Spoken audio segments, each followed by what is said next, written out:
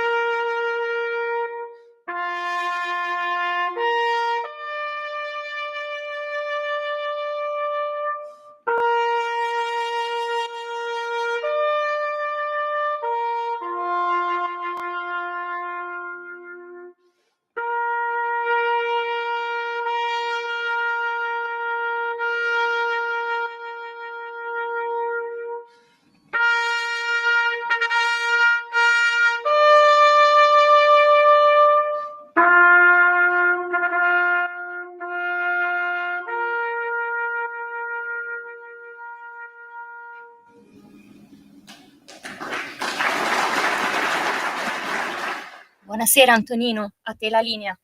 Grazie a te Natalia, buon lavoro, e anche a Simone. Comando Supremo, 4 novembre 1918, ore 12. La guerra contro l'Austria-Ungheria, che sotto l'alta guida di Sua Maestà il Re, Duce Supremo, l'esercito italiano inferiore per numero e mezzi, iniziò il 24 maggio 1915 e con fede incrollabile e tenace valore condusse ininterrotta ed asprissima per 41 mesi e vinta. La gigantesca battaglia ingaggiata il 24 dello scorso ottobre, dalla quale prendevano parte 51 divisioni italiane, 3 britanniche, 2 francesi, una cecoslovacca ed un reggimento americano contro 73 divisioni austro-ungariche, è finita. La fulminea e arditissima avanzata del 29° Corpo d'Armata su Trento, sbarrando le vie della ritirata alle armate nemiche del Trentino, travolte ad occidente dalle truppe della 7ª Armata e a oriente da quelle della 1ª, 6ª e 4ª, ha determinato ieri lo sfacelo totale della fronte avversaria. Dal Brent al Torre, l'irresistibile slancio della 12ª, dell'8ª, della 10ª Armata e delle divisioni di cavalleria ricaccia sempre più indietro il nemico fuggente. Nella pianura, Sua Altezza Reale il Duca d'Aosta avanza rapidamente alla testa della sua invitta Terza Armata, anelante di ritornare sulle posizioni da essa già vittoriosamente conquistate che mai aveva perdute. L'esercito austro-ungarico è annientato. Esso ha subito perdite gravissime nell'accanita resistenza dei primi giorni e nell'inseguimento ha perdute quantità ingentissime di materiale d'ogni sorta e pressoché per intero i suoi magazzini e depositi. Ha lasciato finora nelle nostre mani circa 300.000 prigionieri, con interi stati maggiori e non meno di 5.000 cannoni. I resti di quello che fu uno dei più potenti eserciti del mondo risalgono in disordine e senza speranza alle valli che avevano disceso con orgogliosa sicurezza. Firmato Diaz. Amiche e amici miei, ma non dell'avventura, buonasera. 107 anni fa, come oggi, l'Italia vinceva la Grande Guerra e il 4 di novembre, giorno di San Carlo Borromeo, auguri a chi si chiama Carlo, Carlotta e così via, Carla. Beh, quel giorno diventava il giorno della vittoria. In questo paese ci si è sempre vergognati di questa data, almeno dagli anni 60-70 in poi, e nel 77 venne addirittura cancellata come festa nazionale, perché se no avremmo probabilmente propagandato il militarismo.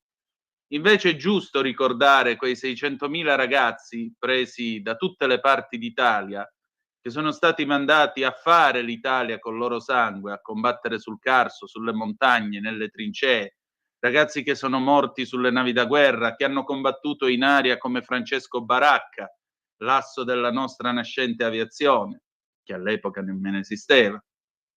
Questi ragazzi, oggi ignoti a tanti di noi, sono ragazzi che molto spesso, con un po' di grappa in corpo, hanno aspettato l'orario per poter uscire di corsa dalla trincea e andare a combattere, malgrado uno come Cadorna che li ha mandati a morire spesso in maniera sconsiderata. Eppure lo hanno fatto, e lo hanno fatto per tutti e per ciascuno di noi. Ed è per questo che oggi bisognerebbe ringraziarli ancora una volta. Aggiungerei anche un'altra cosa, se mi permettete. La guerra non è mai una bella avventura, mai. Però esiste un principio, e il principio è molto semplicemente che certe cose vanno fatte per il proprio dovere, perché è nel compiere il proprio dovere che assolve la dignità a ogni essere umano. E questi ragazzi, ribadisco, lo hanno fatto in questi 3 anni di dura guerra per costruire questo paese. Alle volte mi domando se il sacrificio di questi ragazzi davanti a certe cose che succedono in questo paese sia stato vano, o se noi non siamo molto all'altezza del sacrificio fatto da questi ragazzi. Questo è quello che io mi chiedo il 4 di novembre e che mi chiedo per tutti e per ciascuno di noi. Vorrei concludere con un'osservazione di Delfino Borroni, che è stato l'ultimo reduce, l'ultimo fante d'Italia a morire qualche anno fa. Lui venne intervistato, a un certo punto disse: sì, dopo Caporetto ce la siamo vista brutta, ma alla fine a Trieste ci siamo arrivati. Ecco, ognuno di noi nella vita ha una Trieste alla quale deve arrivare e non può guardarla in cartolina, come diceva un modo di dire tra i soldati dopo la battaglia di Caporetto, che dicevano: ha detto Cadorna a Sua Maestà la Regina, se vuoi veder Trieste te la mandi in cartolina. Ecco, a noi, nelle vite di ognuno di noi c'è una Trieste che dobbiamo raggiungere, ma alla fine ci siamo arrivati.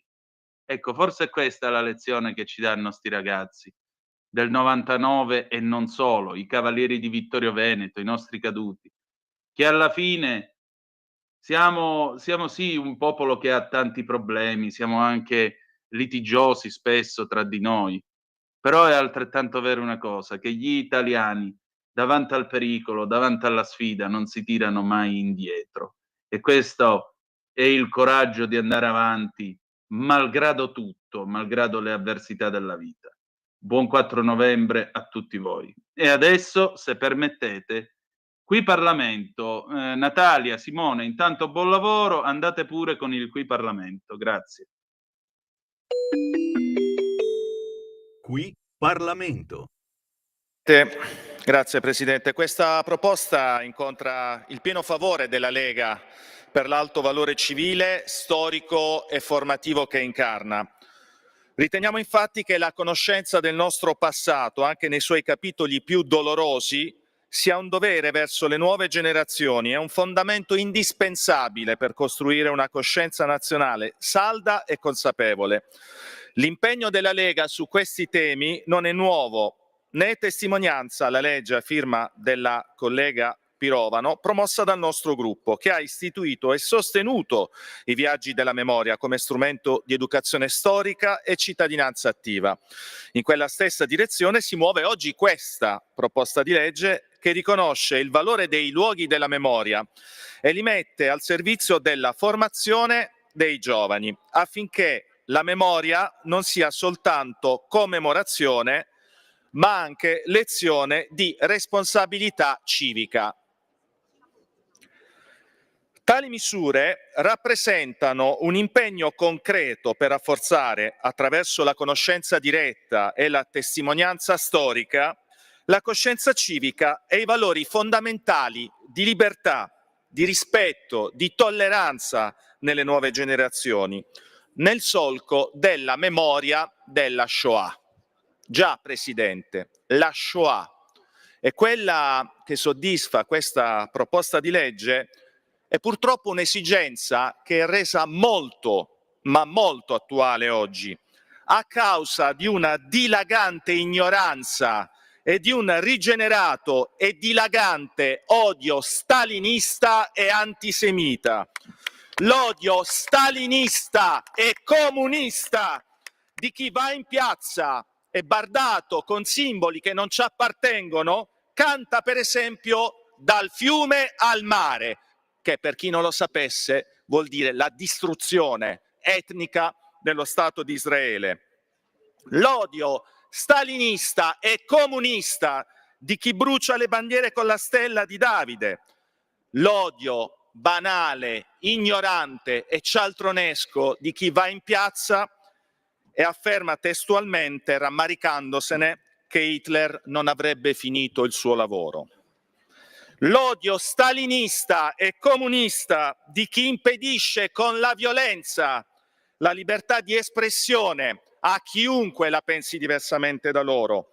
L'odio stalinista e comunista dei tanti cattivi maestri che negano le foibe, che plaudono al maresciallo Tito, che inneggiano al 7 ottobre. L'odio stalinista e comunista dei tanti cattivi maestri che ricordano i bei tempi, che ricordano quando erano giovani e belli, ricordano quando i collettivi negavano la possibilità a persone che la pensavano diversamente da loro di potersi esprimere, come sta accadendo a Venezia, al collega Emanuele Fiano del PD, al quale va tutta, ancora una volta, la nostra solidarietà. Ecco, Presidente, per tutte queste ragioni il gruppo Lega esprime con convinzione il proprio voto favorevole, nella certezza che il ricordo, lo studio, il ricordo condiviso e trasmesso con verità e rispetto possa rappresentare un pilastro essenziale della nostra identità nazionale. Grazie, Presidente.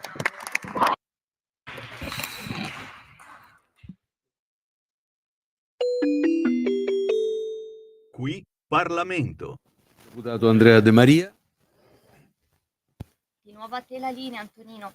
Grazie Natalia, grazie. Allora, rieccoci qua alle 18, 25 minuti e 29 secondi sulle magiche onde di Radio Libertà. Antonino Danna al microfono con voi. Tra l'altro questa è la puntata numero 1071 di oggi, martedì 4 di novembre dell'anno del Signore 2025. Vi ricordo come sempre di dare il sangue perché in ospedale serve sempre, salverete vite umane, chi salva una vita umana salva il mondo intero. Il secondo appello, radiolibertà.net, fesso chi non lo legge, perché trovate tanto buon materiale per approfondire le vostre riflessioni. Altra cosa che vi dico, abbiamo ovviamente cominciato con la canzone del Piave di E.A. Mario e poi seguita dal Silenzio. Entrambi i brani sono stati suonati dalla fanfara della Legione Allievi Carabinieri di Roma e viene dal canale Alamari Musicali, che ringrazio perché stasera i pezzi che manderemo in onda, anche il prossimo pezzo che manderemo in onda,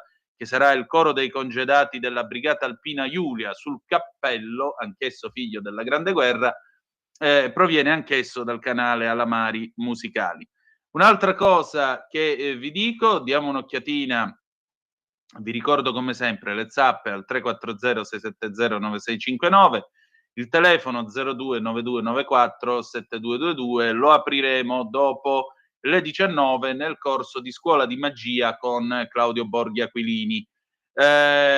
Un'ultima cosa che vi voglio dire, diamo appunto un'occhiata alle agenzie mentre si fanno le 18, 27 minuti e 7 secondi in questo momento. In particolare l'ANSA ha aperto con una notizia che francamente mi fa dolore, quasi mi fosse morto un parente, perché è morto Giorgio Forattini.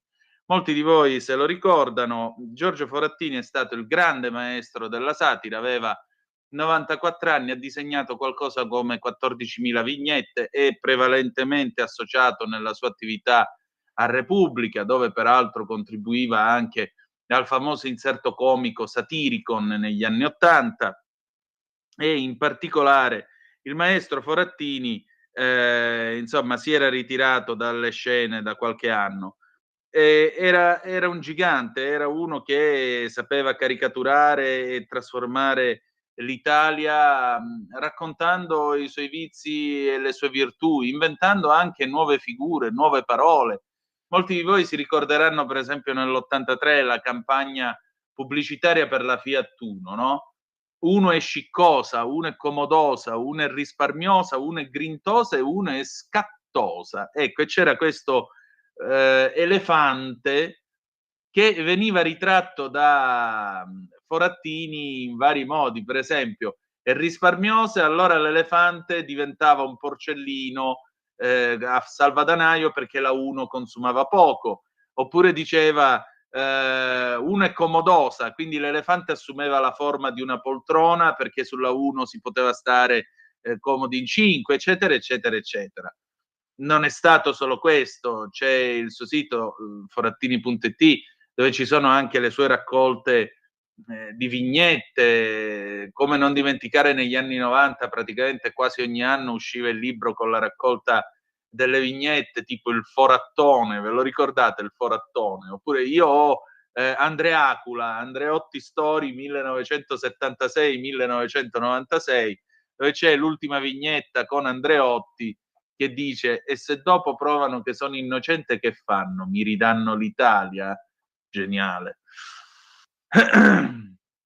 Forattini, che tra l'altro con i politici della Prima Repubblica non ebbe mai alcun problema. L'unico che l'ha querelato è stato D'Alema, e lui per un po', per vendetta, se vi ricordate, ha ritratto D'Alema che non aveva volto, aveva solo le sopracciglia e i baffi. E basta. Bettino Craxi vestito come Mussolini, ve lo ricordate? Poi che cosa c'era? Vabbè, Andreotti, Agnelli, i presidenti americani, i presidenti della Repubblica in Italia, Scalfaro vestito da vescovone con questa enorme croce pettorale che però aveva anche la falce e martello, eccetera, eccetera, eccetera. Ci mancherà un uomo intelligente come lui, perché la satira è vero che è ridere contro gli altri, l'ironia è ridere con gli altri, però è un esercizio di intelligenza clamoroso, e quando riesci a farlo in un foglietto di carta con un disegno vuol dire che sei un genio. Grazie maestro, grazie davvero. Adesso pausa e torniamo appunto dopo la pubblicità con il coro dei congedati della Brigata Alpina Julia, Sul Cappello 1915-2015. A tra poco. Stai ascoltando Radio Libertà, la tua voce libera, senza filtri né censure, la tua radio.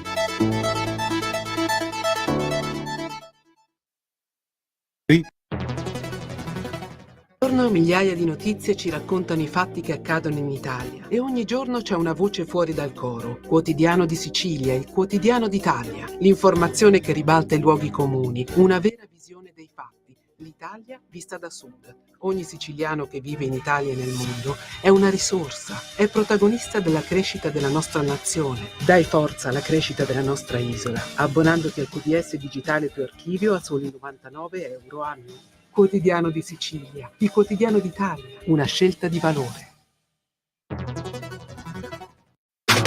Stai ascoltando Radio Libertà, la tua voce libera, senza filtri né censura. La tua radio. Lo amiamo perché ci offre sempre le cose più buone e naturali. Linea Alberto Acerbis. Care amiche e cari amici di Radio Libertà, un saluto da Alberto Acerbis. Insomma, io questo periodo, lo sapete, è un periodo importante, si parla tanto, io sento anche alla radio sento le trasmissioni di genuinità, di territorio, però dopo aver parlato di genuinità, scusate, territorio, bisogna mettere gli scarponi a terra, no? Vuol dire che adesso è il momento di vedere se davvero è così. Noi siamo pronti con l'olio nuovo, siamo in raccolta, un olio meraviglioso che il mondo ci invidia, che dietro i vichinghi che vengono qua d'estate sul lago di Garda, che riempiono il baule della macchina di olio, di vino, di formaggi, roba genuina, roba buona, roba italiana. L'olio nuovo adesso va assaporato. Io quello che posso fare per voi nel mese di novembre, dicembre, gennaio non lo so, è darvi l'olio nuovo al prezzo vecchio. 84 euro 6 bottiglie da 1 litro, oppure 84 euro 3 bottiglie del fresco di Frantoio e 3 bottiglie del primo novello etichetta nera, quello da usare a crudo, meraviglioso. Il trasporto è gratuito, non lo pagate, ve lo portiamo sull'uscio di casa. Gustate l'olio Acerbis. Chi ci conosce sa di cosa parliamo, chi non ci conosce provi le 3 bottiglie se volete, non è un problema. 3 bottiglie, consegniamo anche quelle in tutta Italia. Chiamate 030 68 4408, fatelo adesso, oppure visitate olioacerbis.com, perché come diceva il nonno, l'olio bu è sempre a gala. Sul cappello che noi portiamo c'è una lunga penna nera che a noi serve la bandiera. Su bei monti a guerreggiare, poi là. Su bei monti non saremo, coglieremo stelle alpine per portarle alle bambine. Farle piangere sospira, poi là. Su bei monti che noi andremo, piangeremo a campamento, brinderemo a reggimento. Viva il corpo degli alpini, poi là, e viva il reggimento, e viva il corpo degli alpini, e viva il reggimento, e viva il corpo degli alpini, poi là.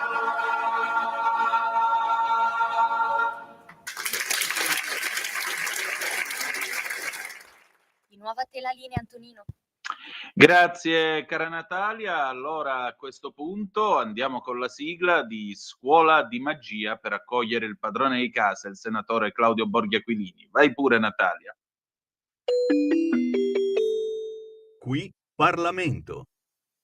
Va ora in onda Scuola di Magia con Claudio Borghi Aquilini.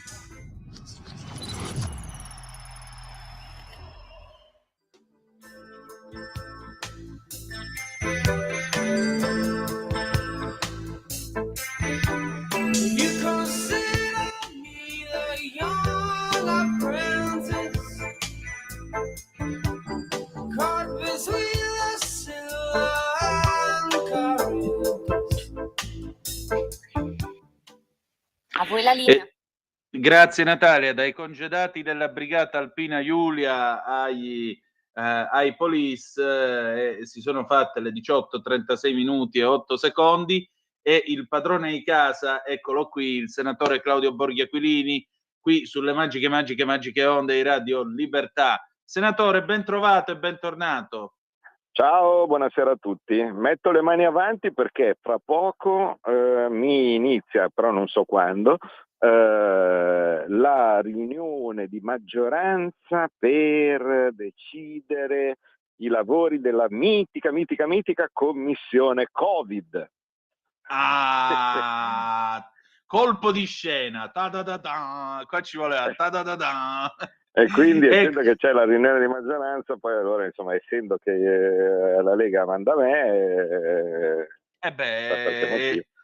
mo ci vuole il bello della diretta, diceva Gianni Minà. Ma tu capisci però che cominciano ad essere un po' tante le cose che faccio, perché finirò a fare, cioè sono lì da stamattina che ascolto audizioni per la legge di bilancio, perché ovviamente fra poco, e sarà oggetto della nostra chiacchierata, parte la legge di bilancio, no? Sì. Però ovviamente insomma ci sono anche tutte le altre robe che stanno andando avanti e io dovrei essere 50 posti contemporaneamente, ma pazienza, insomma, faccio il possibile. Sono ben pagato lautamente, come dicono i grillini, no? Sono lautamente certo. pagato per questo, solo che non è tanto una questione, cioè non è che se mi pagano di più riesco a essere in 4 posti contemporaneamente. Io ci posso anche mettere tutta la buona volontà, però insomma ci sono dei limiti che la fisica Appunto, per riuscire a fare mi quello attribuisce. bisogna essere Sant'Antonio o Padre Pio o Natuzza Padre Evolo di Pio, esatto, Paravati. si pare che fosse bravissimo Padre Pio in ciò, Sì, però sì. io non sono santo, quindi niente. Invece, caro Antonino, io volevo discutere un pochettino di cos'è e come funziona questa ordalia della legge di bilancio. Ecco, a maggior diciamo che ragione, c'è stato l'assalto alla diligenza stasera? la famosa l'assalto alla diligenza, no, non c'è ancora stato, ci sarà. E quindi diciamo che normalmente una delle caratteristiche dell'assalto alla diligenza è che prendono di sorpresa, no? Invece in questo caso è tutto già scritto, no? di come funziona. Io in particolar modo, essendo che ormai vado per cos'è, credo l'ottava, o la settima, adesso non so, settima, ottava legge di bilancio che vedo, mi verrebbe quasi a dire che non mi diverto manco più, ecco, no? Perché ormai so già come va a finire. All'inizio era tutto come dire, oltretutto che poi ero anche quello che doveva fare il regista, no? Perché ero presidente della commissione bilancio nel 2018 quando ho fatto la mia prima legge di bilancio, e vorrei ricordare che anche l'ultima nella storia della Repubblica che è stata fatta in modo virgolette regolare. È arrivato Lucio? Sì o no? Vabbè, comunque arrivo fra poco. Aspetta, no. È arrivato Lucio, no? Ah, ciao Lucio. Sì, aspettate un secondo. Scusate. Sì. Signora, vedi?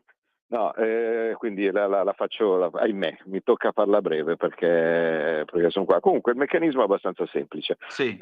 In questi giorni si stanno facendo le audizioni, dove significa che si chiama a parlare l'universo mondo, sindacati, Confindustria, no, e compagnia bella, e tutti dicono cosa non va, no? Di base tutti, ci sono pochi soldi per me, troppi soldi per gli altri, voglio più fondi, no? E così via. Va bene.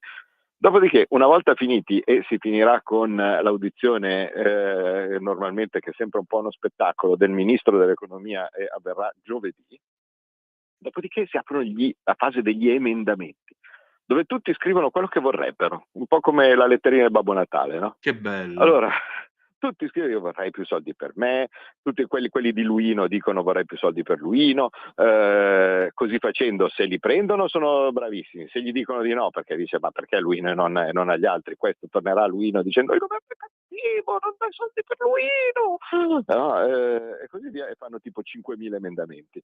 Dato che 5.000 emendamenti è poco probabile, allora ci sarà tutto un tira e molla, una manfrina, no? Dove si dice no, dovete ridurli, dovete fare 500, poi ne fanno 500, poi dice no, sono troppi, bisogna farne 50, e alla fine, verso fine dicembre, quei 50 arriverà tramite lunghe interlocuzioni notturne con il governo che dovrò fare io perché sarò relatore della legge di bilancio, arriverà al testo condiviso con tutti, no? Con la maggioranza, col governo e cose di questo tipo, che alla fine andrà a migliorare, come si suol dire, l'attuale testo della legge di bilancio. Qualche volta uno dice che migliora, invece peggiora, però confido e confidiamo che alcune delle cose che sicuramente sono un po' sbagliate in questa legge di bilancio, tipo per esempio i famosi l'aumento della tassazione sugli affitti brevi e altre cosucce che potrebbero essere fatte meglio, ci sarà il testo definitivo poi della legge di bilancio, che sarà quello, diciamo, che darà le possibilità di spesa per tutto l'anno prossimo a tutti i ministeri e così via, e quindi sapremo bene quante sono, quali saranno le cartelle che noi potremo rottamare. sapremo perfettamente bene quali saranno le aliquote che ci abbasseranno, no? Quindi qua, se prenderemo uno sconto meno. L'unica cosa che posso dire è che tutto può essere fatto meglio. In passato la legge di bilancio voleva dire solo più tasse. In questo caso invece, quantomeno, anche se fatti male, un po' di sgravi fiscali ci saranno, e almeno quello, dai, è incoraggiante.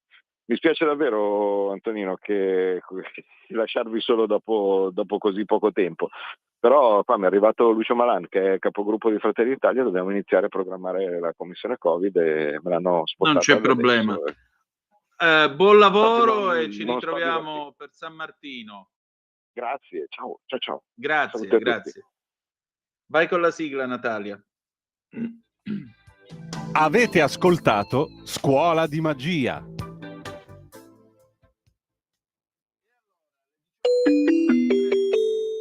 Qui Parlamento.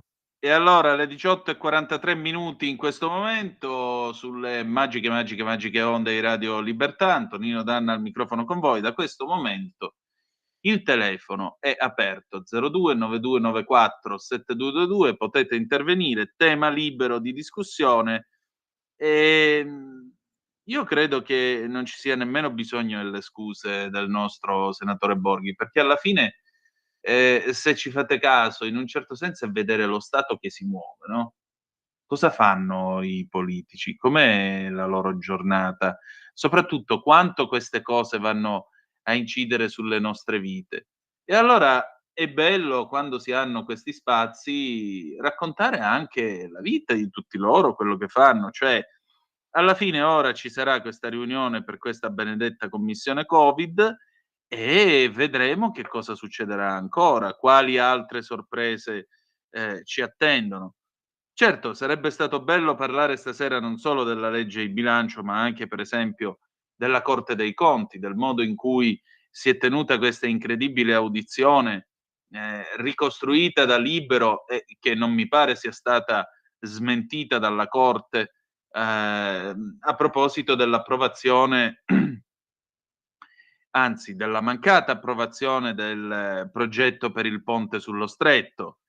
Giudici che, anziché parlare dei conti, anziché fare un controllo di legittimità sui soldi, se ci sono, quanti sono, se i conti sono a posto, avrebbero cominciato a discutere della necessità di farlo con più campate, con meno campate, se ci vuole il pedaggio lo possiamo tenere meno di 10 euro perché c'è il limite a 110 all'ora ed è classificato come superstrada, oppure la Corte dei Conti, leggevo l'altro giorno sul Libero, l'avrebbe voluto classificato come autostrada con limite a 130, così il pedaggio poteva essere più alto. Insomma, tutta una serie di valutazioni che io mi chiedo se rientrino nel mandato della Corte dei Conti, secondo quello che dice la Costituzione della Repubblica Italiana, perché francamente, che io ricordi, non c'è scritto che la Corte dei Conti debba decidere come si fanno le opere pubbliche, perché allora dovremmo sapere anche a quale velocità dovrebbero viaggiare i treni sulle nuove linee ad alta velocità, per esempio, e così via. Ecco, l'articolo 100,2 della Costituzione dice che la Corte dei Conti esercita il controllo preventivo di legittimità sugli atti del governo e anche quello successivo alla gestione del bilancio dello Stato. Partecipa nei casi e nelle forme stabilite dalla legge al controllo sulla gestione finanziaria degli enti a cui lo Stato contribuisce in via ordinaria. Riferisce direttamente alle Camere sul risultato del riscontro eseguito. Il fatto è che la legittimità, il controllo preventivo di legittimità sugli atti del governo non implica le decisioni tecniche sulla costruzione di un ponte, questo è poco ma sicuro, anche perché lo stesso sito della Corte dei Conti spiega che il controllo di legittimità serve ad assicurare che un atto o un'attività siano conformi alla legge. Per cui dov'è il non capisco dov'è che sia meno conforme il ponte sullo Stretto alla legge oppure no. Vabbè, comunque.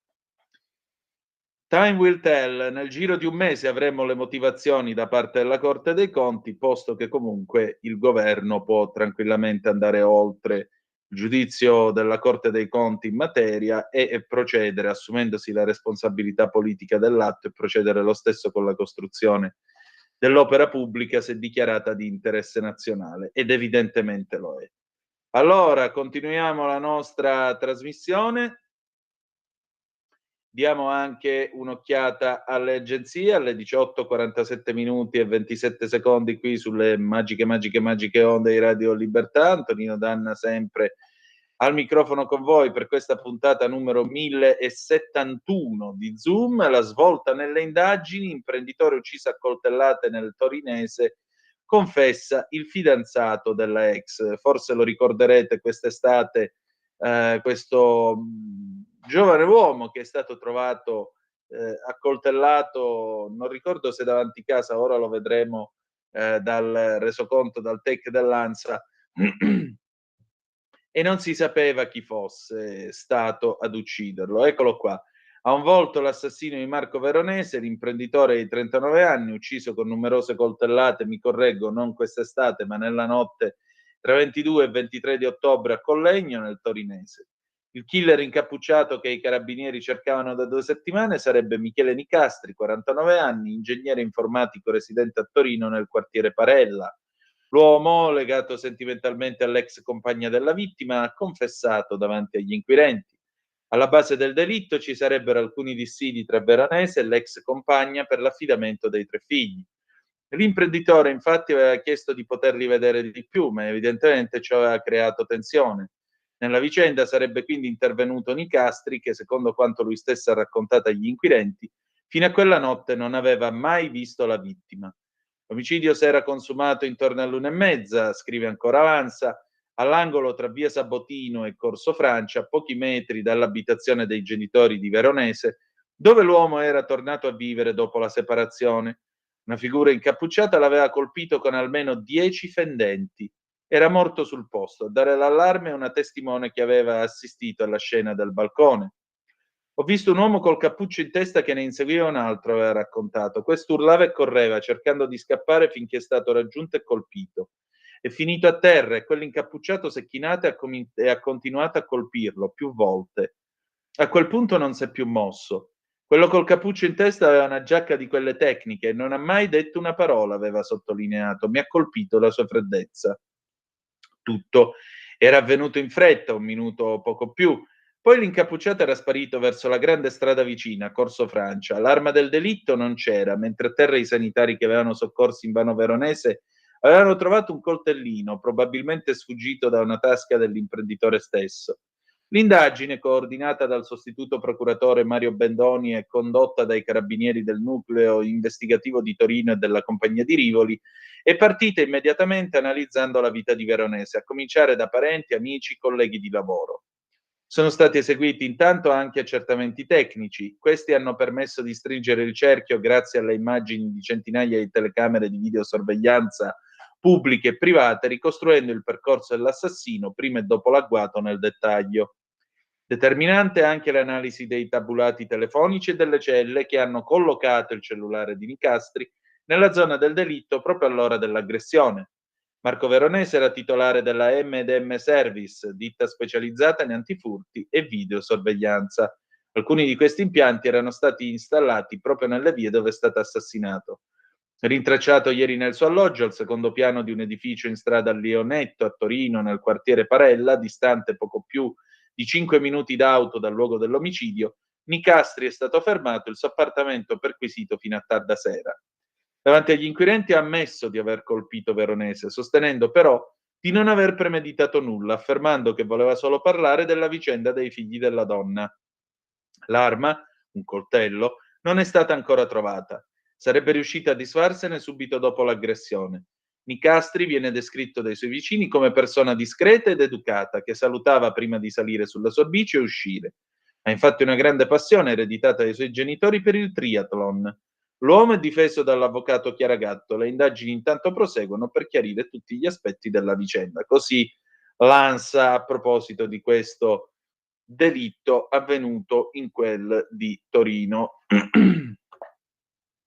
Insomma, diciamo che in questo paese non ci facciamo mancare niente alle 18:52 minuti e una manciata di secondi qui sulle magiche onde di Radio Libertà. Nel frattempo la BBC apre con la notizia di oggi, la morte di Dick Cheney. C'è una dichiarazione di George W. Bush, una perdita per la nazione. George W. Bush ricorda Dick Cheney che è morto a 84 anni. Cheney, vicepresidente sotto Bush figlio dal 2001 al 2009, è morto per complicazioni di polmonite e malattia cardiaca e vascolare ieri notte. La notizia infatti è stata data poi stamattina. Intanto si sta votando a New York. Trump ha fatto un ennesimo, come possiamo dire, un ennesimo appello. L'appello è: per favore non votate per Mamdani, l'islamico comunista, come è stato definito da Trump, il comunista, quello che vorrebbe dare il cibo a prezzo calmierato ai newyorkesi, quello che vorrebbe dare i mezzi di trasporto gratis in una città di 18 milioni di abitanti, anzi 20 milioni di abitanti. Questo vuole dare i mezzi di trasporto gratis alla gente. Tutta roba che negli Stati Uniti d'America, se tu fai un discorso di questo genere, generalmente la gente vede rosso.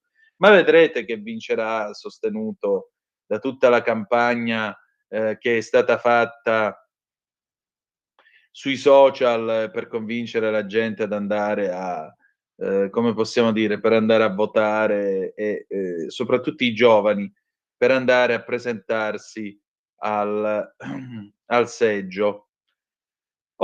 Nel frattempo io vi voglio leggere una cosa a proposito di notizie, diciamo, di questo periodo in cui noi ci troviamo a discutere. Ecco, tanto per dirvene una, no? Mentre in Italia si fanno tutte queste querelle sul ponte sullo Stretto, eccetera, eccetera, pensate che in Spagna è stata approvata l'alta velocità da Lisbona a Madrid. Questa è Italia Oggi di stamattina. Il progetto ferroviario ha già ricevuto 1 miliardo dall'UE, capito? 1 miliardo dall'UE. Entro il 2030 i passeggeri potranno viaggiare, scrive l'amico e collega Filippo Merli, tra Madrid e Lisbona in 5 ore, dentro il 2034 in sole 3 ore, per un percorso di 600 km che attualmente dura quasi 9 e richiede almeno 2 cambi di treno. Una volta completato, il collegamento ferroviario ad alta velocità Lisbona-Madrid offrirà un'alternativa moderna, confortevole ed efficiente sia all'auto che all'aereo. La nuova linea rappresenta più di un semplice miglioramento dei trasporti, è anche alternativa ecologica al trasporto aereo. Nell'ambito dell'impegno di Portogallo e Spagna verso gli obiettivi di sostenibilità dell'UE, il progetto ferroviario alta velocità Lisbona-Madrid ridurrà significativamente le emissioni di carbonio, incoraggiando i passeggeri a preferire il treno al volo.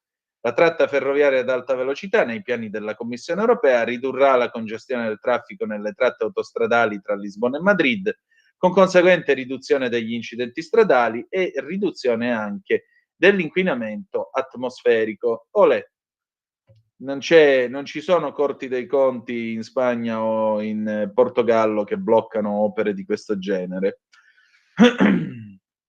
Andiamo tranquillamente avanti. Vi volevo leggere una cosa simpatica. Da un lato è simpatica, dall'altro è curiosa, dall'altro ancora fa riflettere sull'Italia di oggi, su chi sono i lettori di oggi.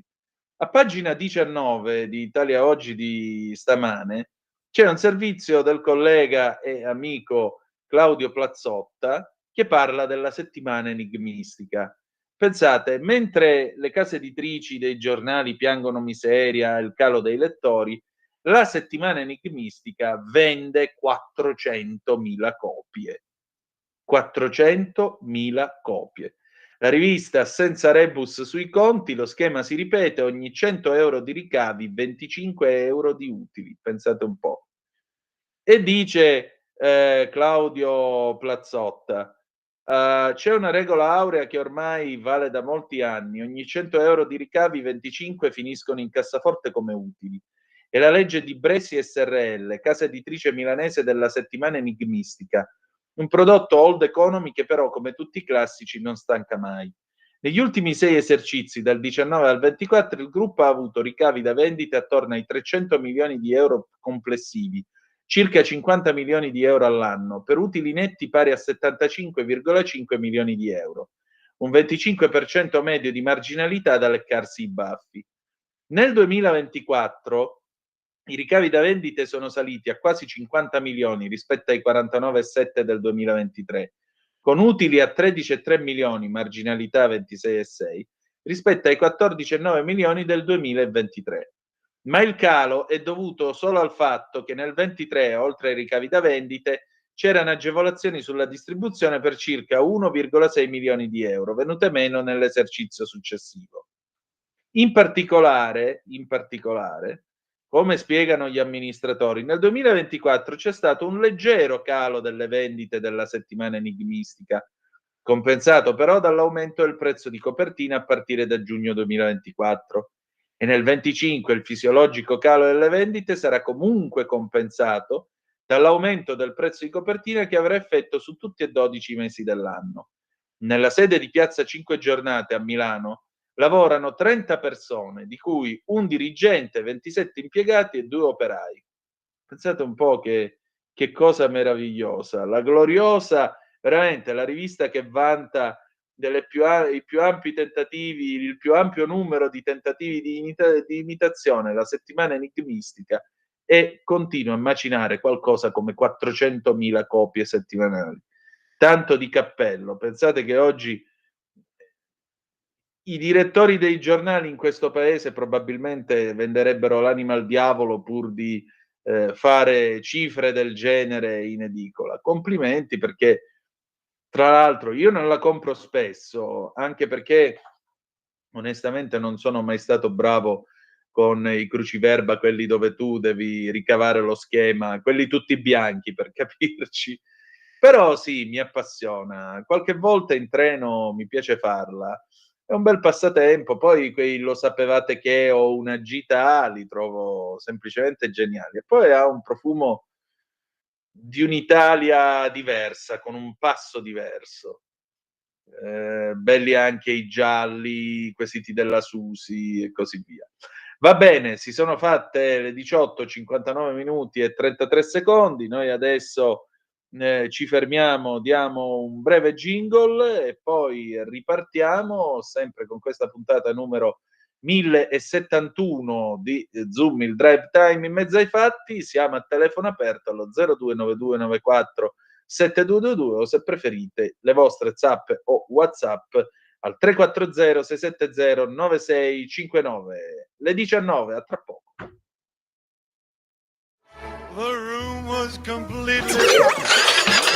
Stanco di perderti i tuoi programmi radiofonici preferiti? Vorresti la tua musica, le tue voci amate sempre con te, ovunque tu vada? Radio Libertà, l'applicazione che trasforma il tuo smartphone e tablet nella tua radio personale.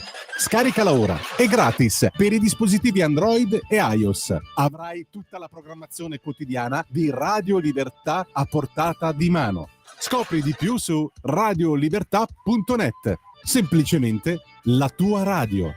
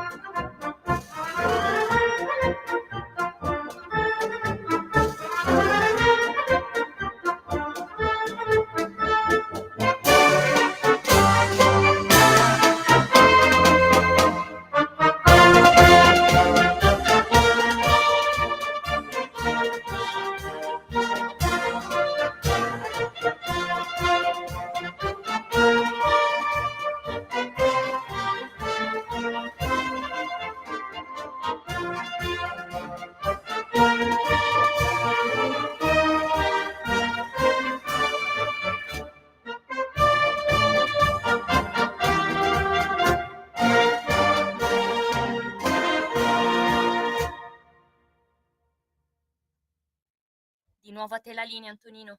Grazie Natalia, avete ascoltato la Band of the Royal Irish Rangers, Tipperary 1912-2006, It's a long, long way to Tipperary, eccetera, eccetera, eccetera. Questa era la canzone che cantavano i soldati del BEF, il British Expeditionary Force, che erano stati mandati dal governo di Sua Maestà Britannica, di Giorgio V per la precisione, allora di Sassonia-Coburgo-Gotha, poi dal 1917 di Windsor, erano stati mandati a combattere nelle Fiandre, ma erano stati mandati, come sappiamo dallo stesso bollettino della vittoria che vi abbiamo letto in apertura di trasmissione, a combattere anche in Italia. Tipperary venne anche adottata dagli americani quando poi arrivarono all'ultimo a combattere nella Grande Guerra, e tra di essi c'era un giovane autista di ambulanza che faceva anche il giornalista, che imparò l'italiano pidgin, come lo chiamava lui, e quell'autista si chiamava e si chiama ancora niente po' di meno che Ernest Hemingway. Se vi capita, leggetevi Addio alle armi, che è il racconto appunto del suo periodo come autista d'ambulanza al fronte in Italia, con questa travolgente storia d'amore. A un certo punto durante il romanzo c'è questa scena dove c'è questo conte milanese, perché tra l'altro a un certo punto lui con questa donna che ama si stabiliscono a Milano e arrivano dei rivoluzionari socialisti, lo aggrediscono, lo circondano da tutti i lati mentre lui sta leggendo il giornale, sorbendo il caffè imperturbabile, gli dicono guerra o rivoluzione, e lui senza nemmeno degnarli di uno sguardo risponde: faccia come vuole purché sia fatta bene. Io trovo tutto questo leggendario. Le 19, 5 minuti e 12 secondi sulle magiche onde di Radio Libertà, qui a Zoom, la trasmissione che vanta il più numerosi tentativi di imitazione. No, non siamo la settimana enigmistica, però sappiate che qualcuno mi ha detto in questa radio che è un'appassionata lettrice, avida solutrice degli enigmi della settimana enigmistica. È vero o no, Natalia? Ci proviamo, soprattutto quelle facilitate mi riescono molto bene. Ah, le parole crociate e facilitate. Senti, ma a te cosa piace di più della settimana enigmistica? Io sono anche una grande appassionata dei sudoku, quindi faccio anche tanti sudoku. Giuro, io essendo sempre stata una pippa in matematica, appena ho visto il primo sudoku 20 anni fa, ho voltato pagina. Prego, vai avanti. Come fai a risolverlo? Quelli difficili alcune volte sono proprio impossibili, infatti poi mi innervosisco e lo lascio lì. Però funziona che se lo lasci lì e lo riprendi il giorno dopo, tutti quei numeri riniziano a prendere un po' senso e alle volte riesci a concluderlo. Ah, il sudoku. E tra l'altro so che ha un fratello cattivo, il Kakuro, che già dal nome si capisce, insomma, il livello di cattiveria. Sì, quello non l'ho mai provato invece. E invece comunque all'alba dei dimmi. 30 anni io continuo a fare annerisci gli spazi, unisci i numeri. Quello pure io. Sempre. Quello pure io, perché quello è veramente spettacolo. Che cosa apparirà? Unisci i punti da 1 a 150, cosa apparirà? Tra l'altro nel 1979 Il Male, che era questo geniale settimanale satirico, che è rimasto famoso per le finte copertine dei giornali, tra cui anche quella di Paese Sera con Ugo Tognazzi arrestato perché capo delle Brigate Rosse. Il Male fece una copertina contro Andreotti e scrissero: chi si è preso la tangente, perché era un periodo di scandalo, credo lo scandalo dei petroli o l'Italgas, uno delle due, e c'era Andreotti a puntini, dice unisci da 1 a 100.000 e scopri chi è stato, ed era evidentemente una citazione dei mitici appunto rebus, dei mitici disegni anche della settimana enigmistica. So però che anche tuo padre è un altro appassionato lo salutiamo tra l'altro, è un altro appassionato della settimana. Sì, lui ha l'abbonamento, infatti io quelle che uso le prendo da lui, però lui è appassionato solo dei rebus. Lui fa tutti i rebus della settimana enigmistica e poi me li passa, e poi me la passa. Quindi diciamo che lui fa solo il 10%, il 90%. Ed è anche molto scaramantico, perché lui, essendo abbonato, ti arriva qualche giorno prima rispetto all'uscita di pubblicazione. Sì. E lui, se non riesce a risolvere il rebus, per lui la settimana andrà male. Cioè, qui stiamo toccando delle vette che nemmeno... Sì, sì.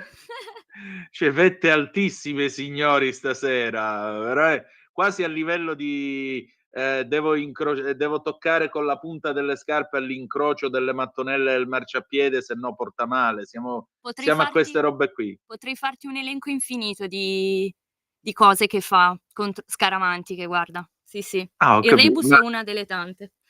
Ma c'è una radice, diciamo, regionale in tutto questo? Non lo so, non gliel'ho mai chiesto. Però è da quando son piccola che lo vedo fare tante cose e basta. Alcune le ho prese anch'io, purtroppo. Ma sai, Edoardo diceva non è vero, ma ci credo, però è altrettanto vero che la superstizione porta sfortuna. Esatto. Bene, grazie Natalia, grazie. Allora, si sono fatte le 19, 9 minuti e 30 secondi qui sulle magiche onde di Radio Libertà. Il telefono è sempre aperto allo 029294 7222, oppure se volete 340 670 9659 se avete voglia di intervenire. Come vedete stasera viaggiamo abbastanza liberi, a tema libero, perché questa sera tra l'altro diciamo abbiamo avuto questa edizione flash della scuola di magia proprio perché il senatore Borghi Aquilini doveva poi occuparsi della commissione Covid. Andiamo a vedere adesso qualcos'altro sulle altre agenzie. Non abbiamo soltanto l'ANSA, ovviamente, andiamo a dare un'occhiatina per esempio all'Agi, e in particolare la notizia comunque di apertura sia di ANSA, Agi e ADN Cronos è la morte dell'ottimo Giorgio Forattini, maestro di satira politica e in particolare personaggio veramente di grande ironia e di grande understatement nell'ironia. Non era mai volgare nelle sue vignette, non era mai né volgare né scontato, perché anche essere scontati è essere volgare, detto tra noi. Allora, diamo un'occhiatina all'Agi, vediamo che cosa dice, vediamo che cosa c'è di nuovo. Ovviamente la notizia, l'apertura su Forattini, poi ancora la Torre dei Conti, un paziente fragile, serve un piano di sicurezza su scala nazionale. Incidente sul lavoro in provincia di Rovigo, operaio muore cadendo da un silus, un abbraccio grande a lui e alla sua famiglia, perché quando muore una persona che lavora è una morte orribile. La morte è sempre una cosa seria, però in una nazione in cui la Repubblica è fondata sul lavoro, ecco, è come se un mattone rovinasse giù, proprio come dalla Torre dei Conti ieri. 7 alpinisti morti in Nepal in 2 incidenti, 5 sono italiani e noi naturalmente abbracciamo anche loro e li aspettiamo, se sarà possibile, recuperare i loro corpi e farli ritornare. E in tutto ciò, svolta nell'omicidio dell'imprenditore a Collegno, confessa il nuovo compagno della ex, questo l'abbiamo detto. E poi da Polenza in Nepal una sfortunata combinazione meteo straordinaria che ha portato a tutto ciò. Udite, udite, reddito dimezzato per Giorgia Meloni nel 2025. La Meloni ha pubblicato la sua dichiarazione dei redditi e in particolare nel pubblicarla insomma ha voluto fare questa operazione trasparenza rispetto a tutti gli altri. Senti, c'è Lorenzo Viviani che si agita attorno a questa trasmissione, ci gira attorno a questa trasmissione. Chiamalo pure al telefono, vediamo sentiamo un po' che cosa ha da raccontarci il nostro Lorenzo stasera, va, perché effettivamente lo sento bello carico, quindi prova a telefonargli, vediamo se riusciamo ad averlo in diretta tra poco. Vediamo un pochino di raggiungerlo. 0292947222 in ogni caso, se avete voglia, perché noi siamo Sandir, siamo sempre qui per voi con questa puntata numero 1071 di Zoom. Sono le 19:13 minuti e 19 secondi sulle magiche onde di Radio Libertà. Qualche breve delucidazione dalla BBC sulla figura di Dick Cheney. Cheney ha lavorato già sotto l'amministrazione di Gerald Ford negli anni 70 come capo dello staff alla Casa Bianca, ha passato poi un decennio alla Camera dei Rappresentanti, la Camera dei Deputati, prima di diventare segretario alla Difesa nel 1989. Da vicepresidente di Bush figlio è stato l'architetto principale della guerra al terrore dopo gli attacchi dell'11 settembre ed è stato uno di quelli che ha spinto per primo all'invasione dell'Iraq nel 2003. Cheney poi è diventato un amaro critico del Partito Repubblicano sotto Trump e sarà ricordato anche per aver sparato accidentalmente a un amico durante una battuta di caccia. Ma adesso abbiamo al telefono Lorenzo Viviani. Pronto? Quando Antonino chiama, Viviani risponde. Bravo, aspetta un attimo che c'è un nostro ascoltatore, Giulio, che dice il senatore Borghi non c'è stasera, eppure è già intervenuto. E no, Giulio, stasera il senatore Borghi ha fatto 7 minuti perché, come molti di voi hanno ascoltato, stava aspettando di entrare in commissione Covid. Quindi stasera, quando l'Italia chiama, il senatore risponde. Prego Lorenzo, dimmi. Assolutamente, mi spiace anche deludere i ascoltatori che naturalmente volevano ascoltare Claudio, che saluto, insomma, con cui ho condiviso la scorsa legislatura.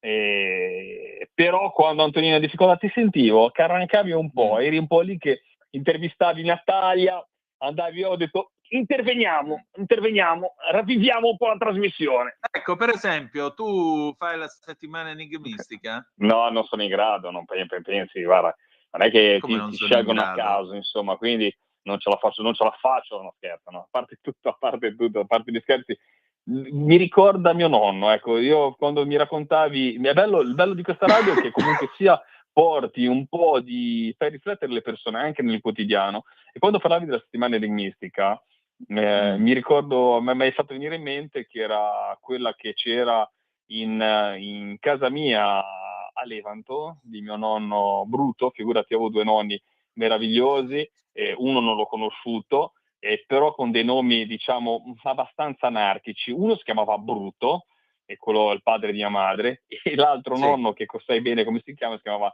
il padre di mio padre, Savonarola. Quindi diciamo due persone che due caratteristiche un po' diciamo, però no, mio nonno Bruto e mia nonna Irma che si gestivano la settimana enigmistica, cioè sapevano, avevano il loro equilibrio e quindi la spulciavano e facevano i giochi un po' per uno, no? C'erano quelli appassionati da una parte, appassionati dall'altra, e io da bambino mi ricorderò sempre, invece io leggevo le barzellette, ecco, quello che mi rimane impresso. Poi non l'ho fatta, devo dire che non sono un appassionato di cruciverba, li ho fatti, diciamo, a tempo perso, senza mai concluderli, perché poi mi stanco, magari non ho voglia di mettermi lì, poi averlo anche il tempo, devo dire la verità, di mettersi lì, avere quei 5 minuti da dire glassi il cervello e ti metti a fare una cosa di questo tipo. Però ecco, io leggevo le barzellette, la rubavo dai miei nonni, purtroppo naturalmente adesso avendo 43 anni non ho più nonni, però le ricordo, mi ha fatto venire questo ricordo qua, ecco, una sensazione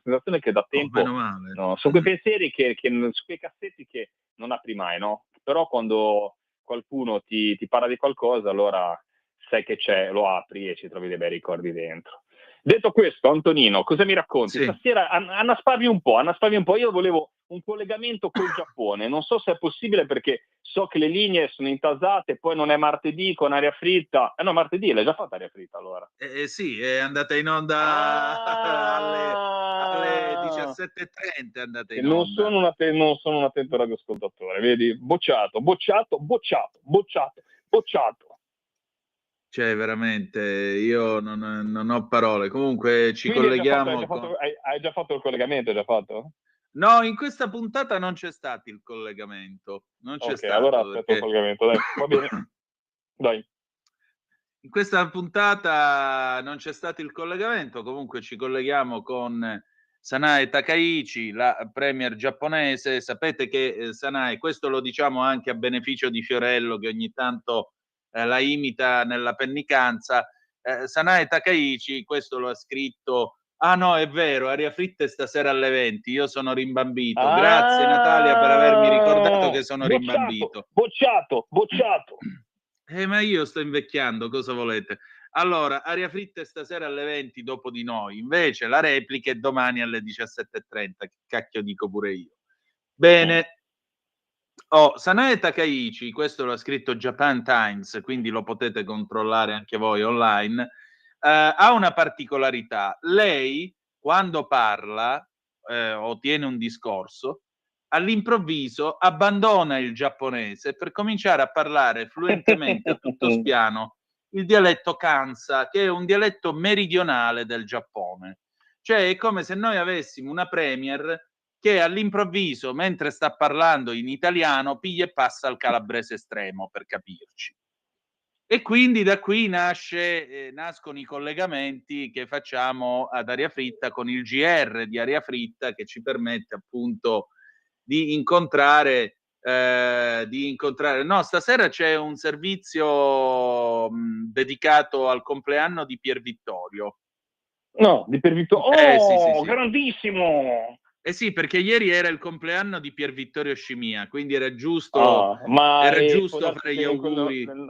Non c'è la sua figlia che la No, non c'è insegue, Liliana, però gli ho ricordato che sua figlia è Liliana. Sì, lui è il padre di Liliana. Pier Vittorio Scimia è un ragazzo padre, lo diciamo. Comunque siamo passati da una trasmissione semiseria e che stavi leggendo anche le notizie di cronaca a due abbellinati che stanno parlando in radio. Io ti lascerei quasi, cosa dici? O hai bisogno ancora del mio aiuto? No, per me as you like, mio caro. Che hai fatto oggi? Raccontaci invece. Cosa hai mangiato a pranzo? No, allora, siccome la radio è immediatezza e racconta la vita, signor Presidente del Parco Regionale Nazionale delle Cinque Terre, oggi lei che cosa ha fatto? Oggi userò un'espressione di un mio direttore di tanti anni fa. Che cosa hai fatto per giustificare la tua permanenza alla guida di questa nobile e rispettabile istituzione? Allora, sull'oggi purtroppo non è ancora finito, ora sono un attimo diciamo ai box che mi cambio per riprendere poi in serata. Scusami, tu stai parlando con me su una radio nazionale in mutande? No, vabbè, adesso non proprio in mutande, ma non sono proprio, diciamo, vestito completo. Vuoi che ti descrivo, ma non ti descrivo, dai, io stanotte voglio dormire tranquillo. Sto cambiando perché sono stato praticamente tutto il giorno per la festa del 4 novembre in giacca e cravatta, e, diciamo, la mattina. E poi mi sono fermato a lavorare, diciamo. Che cravatta hai messo? È una cravatta di quelle da 4 soldi che so io, non sono le più 4. Vabbè, che colore, a fantasia, com'era? Era blu con i puntini bianchi, non so se è un nome particolare, blu ma puntini molto piccoli, cioè quasi come fosse come puntaspilli, come si dice, no? Toglimi una curiosità, camicia bianca o celeste? Camicia bianca, ho sbagliato? No, quello sì, però pantaloni marroni, vi prego, basta. Giacca blu. Tra parentesi, stavo riflettendo oggi e ti lascio con questo pensiero di quest'Italia così particolare, ci lodiamo sempre, no? Mi piace raccontare, però voglio raccontare la storia di mio nonno del 4 novembre, anzi guarda, pensa mio nonno, no? Mio nonno anticlericale, che non ha fatto battezzare i bambini, anarchico, una persona fuori dal comune. Quando c'era la processione caricava lo strame e passava in mezzo alla processione, no? Quindi insomma era proprio anticonformista per l'epoca, sicuramente una persona libero pensatore e mangiapreti, si sarebbe detto allora. Lui parte per la parte, naturalmente, come tanti, per la prima guerra mondiale, e poi cosa succede? Succede che fa un atto eroico, e stavo riguardando oggi, proprio la giornata del 4 novembre, la sua medaglia, l'ho fatto incorniciare, me l'ha regalato mio padre, proprio l'attestato, no? Il documento della medaglia d'argento, e quindi sarà distinto anche per degli atti eroici. Quindi figurati, anche questa storia, e lasciando poi una famiglia con 5 figli, una donna sola, insomma, quindi pensa che spaccato di vita, e come sono venuti su queste 5 ragazzi, tra cui Savonarola, che è il mio nonno, che non ho mai conosciuto perché mi è morto prima che io nascessi, però insomma sono spaccati di storia e anche riportati a questo mondo, no? Pensare a questo giovane che poi parte, va in guerra, muore, e poi questa famiglia che nasce e che va avanti in un mondo che era difficilissimo, faticosissimo, dove non c'erano trasporti. E adesso io, mentre pensavo, ero alle commemorazioni, naturalmente durano tanto, si dicono tante cose importanti, avevo questo pensiero e vedevo questi ragazzi, no? Ragazzi giovani, scuole che stavano ad ascoltare.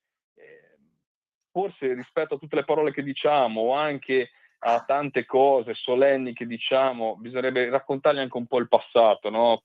Non scordarsi, diciamo, della storia quella povera, quella che ci tramandiamo da padre in figlio, perché è quella che ti lascia più sentimento. Ecco, io il mio 4 novembre pensare a mio nonno, che è morto durante la prima guerra mondiale, medaglia d'argento. Tanti messaggi delle istituzioni sono altisonanti, dicono sicuramente le cose giuste, però è quello che mi ricorda una guerra sanguinosissima, dove la gente è morta come veramente le mosche, è morta, mandata al fronte in maniera magari anche scomposta, però mi ricorda, insomma, anche questa persona che era un anarchico ed è morto facendo un atto eroico, insomma, sono quelle storie proprio, insomma, che mi rimangono impresse. Ecco, il mio 4 novembre è questo, il mio 4 novembre è pensare al mio bisnonno che, insomma, non è più tornato a casa, e insomma, vabbè, non so cosa dirti, però te l'ho detta in libertà, pensieri in libertà. Non so se ho detto delle cose intelligenti o no, però ti ho detto dei sentimenti che mi balenavano in questo momento per la testa, perché comunque è una giornata intensa, dai. E poi c'è stato tutto il lavoro, tutte le cose, però ho avuto questo inframezzo, diciamo, questo momento, diciamo, solenne di ricordo del 4 novembre, e mentre sentivo queste parole, insomma, il messaggio del Presidente della Repubblica, tutte cose, guarda, da sottoscrivere riga per riga. Però la cosa che mi è rimasta impressa è pensare a questo giovane che ha lasciato una famiglia di 5, una famiglia con sua moglie e altri 5 figli, è andato a prendersi una medaglia d'argento morendo in guerra. È andato a fare il suo dovere, che è quanto dire, l'ha fatto, e l'ha fatto per questo paese. E io in apertura di trasmissione mi sono chiesto, visto che è uno dei 600.000 ragazzi caduti al fronte, poi ovviamente ci sono tutti gli altri cavalieri di Vittorio Veneto, che sono quelli sopravvissuti. Nel 68 l'Italia gli ha dato la medaglia e i mezzi pubblici gratis e una pensione di 30.000 lire. Ma il fatto è che questi ragazzi, dopo più di 100 anni, io mi chiedo, se guardo all'Italia di oggi, ma noi ogni tanto ce lo chiediamo se siamo all'altezza del sacrificio che hanno fatto questi qui. La famosa razza Piave di cui si parla, hai no? perfettamente ragione. Perché però io ti dico, vedi, perché quando io ho questo racconto riesco a capirlo. Dalle parole, diciamo, istituzionali, secondo me questi ragazzi qua non so se hanno, e quindi secondo me il ricordo bisogna che noi lo tramandiamo proprio, diciamo, anche non scordandoci, ma è come quando si parla dell'Olocausto, quando parliamo della Seconda Guerra Mondiale. Purtroppo io e te, Antonino, siamo figli ancora di una generazione che i nonni che hanno passato la guerra, l'atrocità della guerra, e quindi mi ricorderò sempre, anche solamente quando raccontavo, non so se ti è mai successo, quando scherzavi, giocavi con le pistole, oppure giocavi magari con i soldatini, che la battuta di mia nonna era, lo sai che la guerra, cioè te lo dicevano, ti dicevo gioca, però ricordati che era una cosa atroce, cioè era la battuta.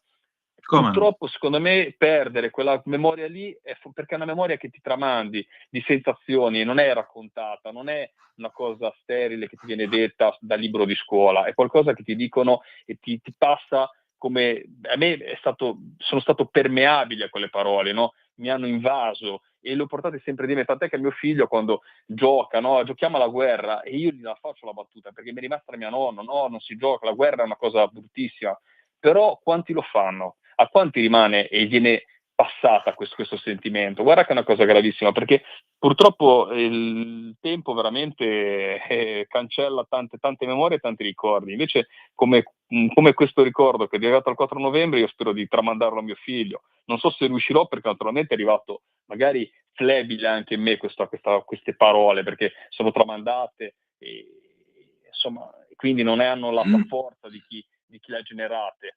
Però dobbiamo sforzarci di portare anche questa storia umile, la storia del racconto, deve essere secondo me fondamentale nelle famiglie. Allora, io non solo sono d'accordo con te, ma voglio citare qui da Martin Gilbert la grande storia della Prima Guerra Mondiale. Lui nella prefazione, il libro è del 93, lui cita questa introduzione al libro The Irish Guards in the Great War, le guardie irlandesi nella Grande Guerra, e Rudyard Kipling scriveva: la sola meraviglia per il curatore di questi documenti è che sia stato possibile recuperare dai gorghi della guerra qualche fatto certo. Ecco, questa sera la sola meraviglia per il conduttore di questa trasmissione, così come tutte le volte in cui si finisce a parlare di queste cose, è che sia stato possibile recuperare dai gorghi della guerra qualche fatto certo. La testimonianza di Lorenzo, io posso dire che mio bisnonno aveva combattuto pure lui, era cavaliere di Vittorio Veneto, mio bisnonno Michele Figliano, mi piace ricordarlo per nome e cognome, e però lui, quando gli si chiedeva com'era la guerra, rispondeva: figli, guerra mai. Non ha mai osato parlare di quello che aveva visto al fronte. Mio nonno Carmelo Virdò, 2 guerre combattute, perché lui aveva combattuto sia la Spagna che la Seconda Guerra Mondiale. Tutte le volte in cui io gli dicevo com'era la guerra: figlio, la guerra è brutta. Per carità, lui ha anche raccontato la vita a bordo dell'incrociatore corazzato San Giorgio, ha raccontato la battaglia di Tobruk, la caduta dell'aereo di Balbo, ha raccontato gli attacchi che il San Giorgio da solo ha respinto contro la Marina Militare Britannica.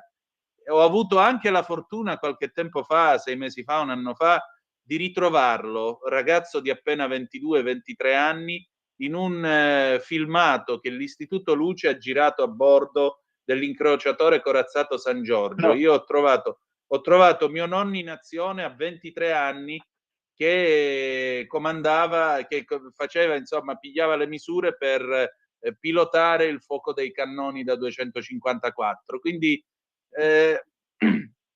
anche poterlo mostrare a mia figlia, voglio dire, sua bisnipote, mi sono sentito veramente fortunato, e sono quelle cose che i nostri morti hanno, dice Tomasi di Lampedusa nel Gattopardo, per poter guardare la palude che c'è tra noi e loro. Alle volte loro riescono a guardarla e ci portano questi messaggi, ci portano questo ricordo, proprio perché non dobbiamo dimenticare, perché dobbiamo dare senso. La guerra non è una parola, la guerra è una realtà.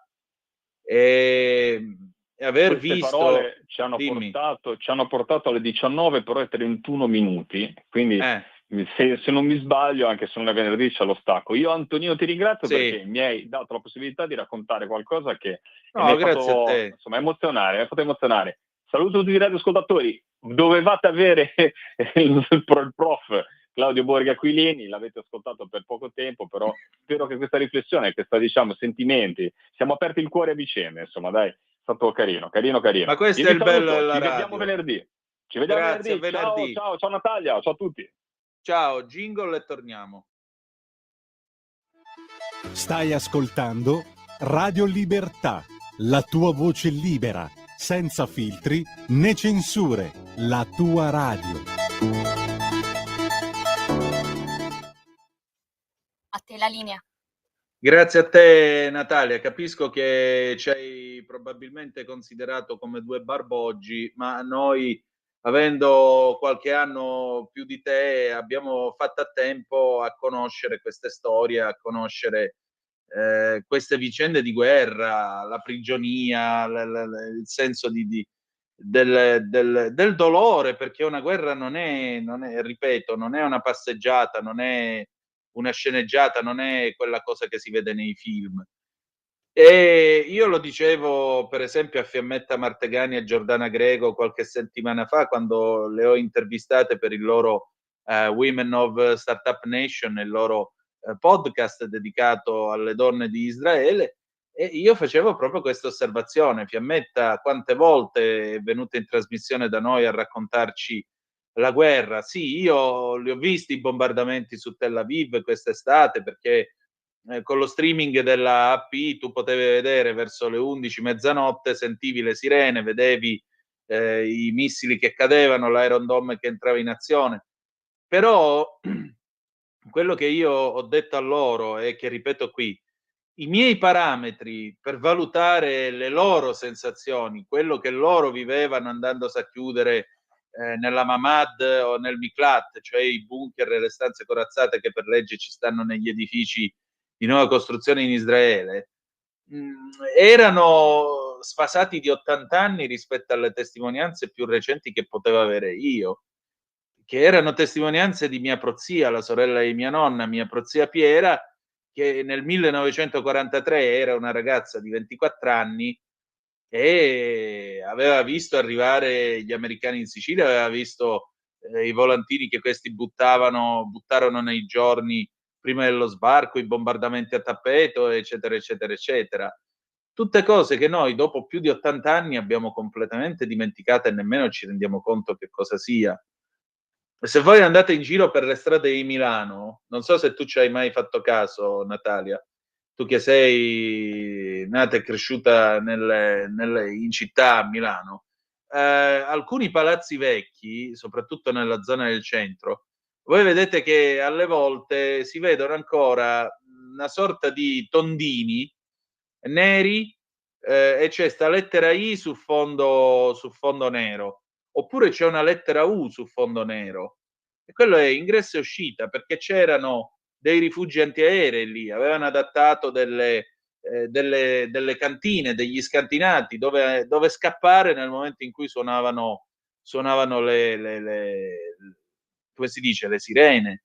Oppure io ricordo Redaelli, il padre del CEM, il controllo elettronico motore dell'Alfa Romeo, e lui era entrato da ragazzo all'Alfa Romeo quando era ancora al Portello e mi ha raccontato il bombardamento del Portello nel luglio del 43 a Milano. Cioè il fatto di correre giù ai rifugi mentre suonano le sirene e ti vedi due cosi neri che ti vengono incontro e ti stanno per frenare addosso, e sono due corpi proiettati dall'esplosione di una bomba che cade, che comincia a cadere, a martellare lo stabilimento dell'Alfa e gli stabilimenti che erano tutt'attorno, perché l'Alfa Romeo faceva i motori aeronautici per i bombardieri, per gli S-79, il gobbo maledetto, tutta quella roba lì. Però sono cose che a noi suonano di bianco e nero, suonano di passato, e ne abbiamo perso la memoria. Poi giustamente ha ragione Lorenzo quando dice sì, si fanno dei discorsi, sì, c'è la retorica. Il Presidente della Repubblica era un bambino quando la guerra è finita, perché era classe 41 e quindi ha una percezione diversa per la sua età della guerra, forse ha qualche ricordo anche lui della guerra. Tanti nostri anziani ancora che hanno superato, che sono più novantenni che ottantenni, perché se ci pensate gli ottantenni di oggi sono tutta gente che è nata a guerra finita nel 45.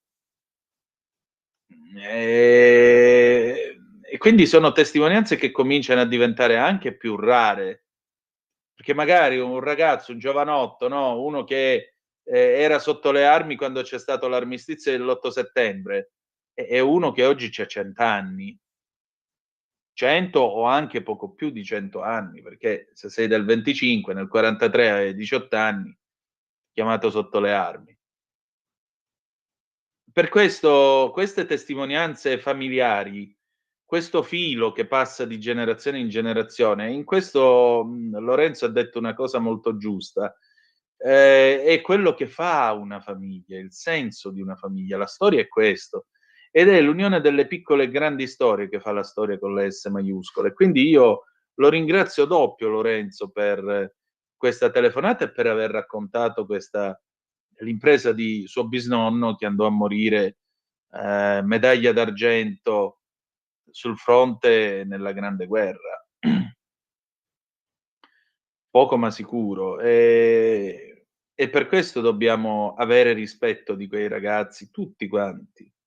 Perché ripeto, se siamo qua adesso, siamo qua anche grazie al loro contributo. E torno a ripetere, cerchiamo di costruire un paese che sia degno del sacrificio di tutta questa gente, perché poi non ci sono solo loro, ci sono gli internati militari in Germania, ci sono gli italiani che sono finiti prigionieri degli alleati, non ci sono solo i partigiani, per carità, tanto di rispetto per la resistenza dei partigiani, ma vorrei ricordare che ci sono italiani che sono stati prigionieri degli alleati e hanno subito delle condizioni di detenzione che non erano certo una passeggiata.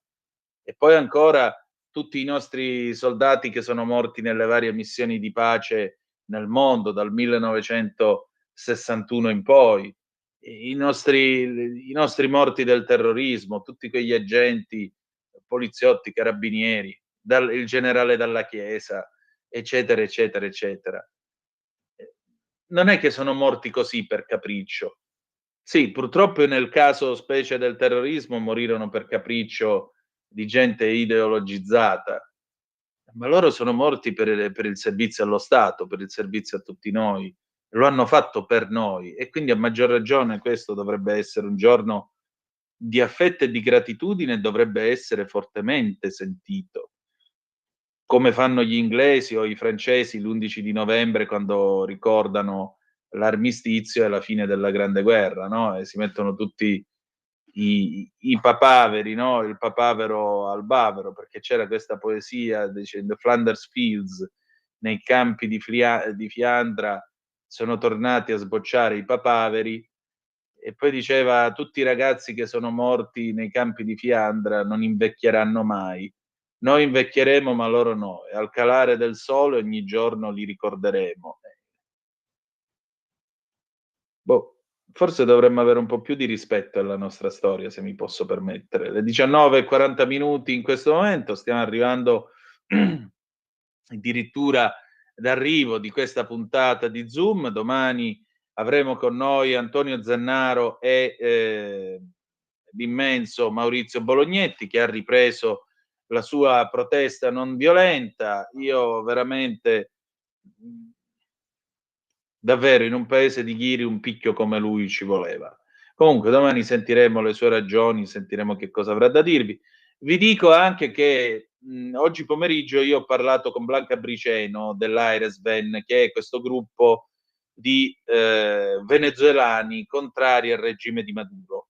Vi voglio dire che è stata una lunga conversazione e la manderemo in onda nei prossimi giorni. Ora devo capire quando, perché è una conversazione di circa un'ora e sarà lo speciale dedicato al Venezuela per cercare di capirne di più, di capire che cosa sta effettivamente succedendo in questo paese, in che condizioni sono e che cosa sta accadendo. Comunque abbiamo un'ultima telefonata. Pronto, chi è là? Eccomi, Michele Caruso. Ciao Michele, io ho poco più di 3 minuti, vai pure. Buonasera, intanto un saluto noblesse oblige. Zoom, il drive time in mezzi fatti su Radio Libertà, la talk radio con te Antonio Danna. Vado con il mio editoriale, va bene? Vai. Il punto di Michele Caruso. E dunque ormai ci siamo. Giustizia, nodo cruciale, dove il Parlamento italiano ha approvato definitivamente tout court la riforma che introduce la separazione delle carriere dei magistrati. Con il via libera del Senato si sono concluse le 4 letture previste dalla Carta Costituzionale per le modifiche della medesima. Lo scontro si sposta ora sulla partita del referendum confermativo. Sia la maggioranza che le opposizioni hanno annunciato di volerlo promuovere. Si tratterà di una consultazione in cui non c'è quorum e si svolgerà nella prossima primavera, indicativamente tra fine marzo e i primi di aprile. Ma come funzionano le carriere giudiziarie negli altri paesi dell'Unione Europea? L'attuale sistema italiano al momento prevede che i magistrati possano svolgere la funzione giudicante e giudici e quella requirente ai pubblici ministeri. La formazione è unica e identica, poi nella carriera i magistrati possono scegliere di cambiare funzione al massimo una volta ed entro i primi 10 anni della loro attività, prima della riforma Cartabia del 2022, i magistrati potevano cambiare funzione fino a un massimo di 4 volte e nella propria carriera.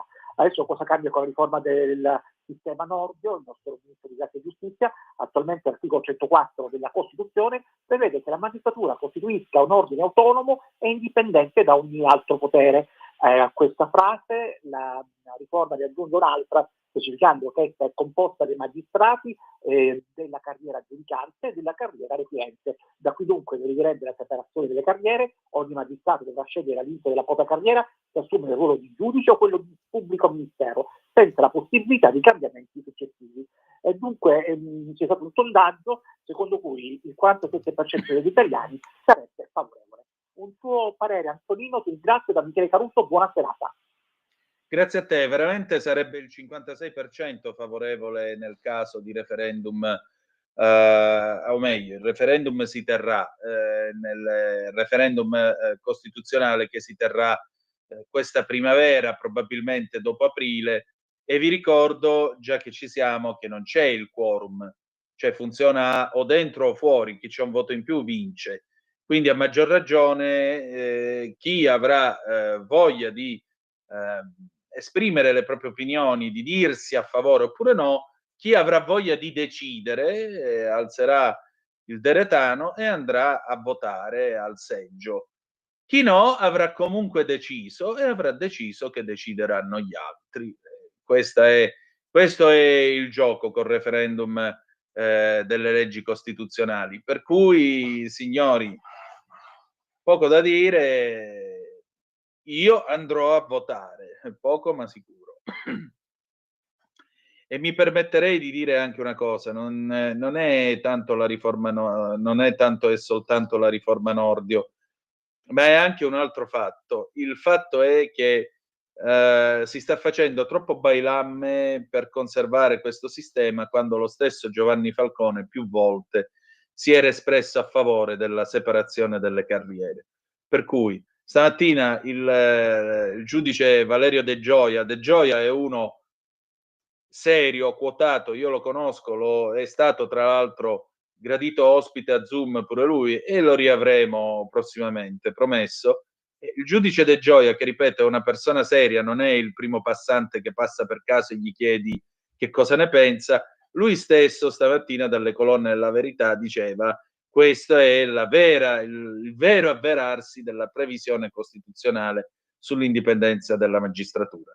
Se lo dice Valerio De Gioia, perdonate, credo abbia abbastanza titoli per potersi esprimere in questo senso e io gli credo. Benissimo, abbiamo finito, grazie a tutti, ci ritroviamo domani alle 18:05 trattabili sulle magiche onde di Radio Libertà. Ci salutiamo con Francesco De Gregori, generale 1978.